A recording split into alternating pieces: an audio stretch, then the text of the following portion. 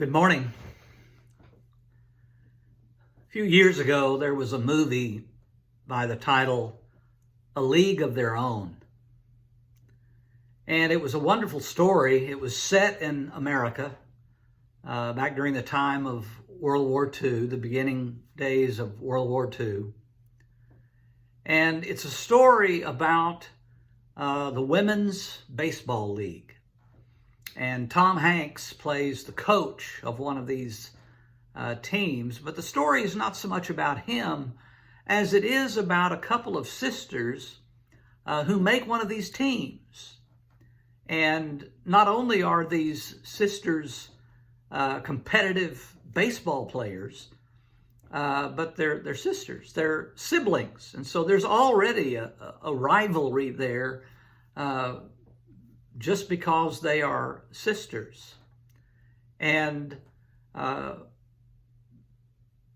the older sister is, kind of taking care of her little sister and making sure that she does the things she's supposed to do and make sure she stays out of trouble. And, she's being the mother hen.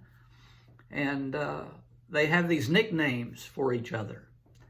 And the younger sister refers to her older sister as Nag, and the older sister calls the younger sister Mule, because sometimes she could be pretty stubborn. There's a Bible passage in one of the Psalms, the 32nd Psalm.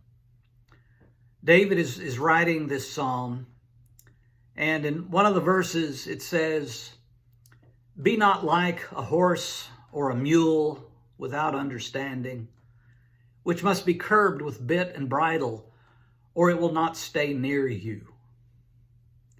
That's a great line there by David. This psalm is a wonderful psalm about forgiveness. And David begins the psalm with these wonderful statements. He says, "Blessed is the one whose transgression is forgiven, whose sin is covered. Blessed is the man against whom the Lord counts no iniquity." And then he talks about a time in his life when he was guilty of sin and he refused to acknowledge it. He refused to confess it. And it was ruining his life. He says, "When I kept silent, my bones wasted away through my groaning all day long." And that's the effect that sin has on us. It just eats away at us. But finally, David yields, he submits, he acknowledges his sin, and he confesses his sin, and God forgives him.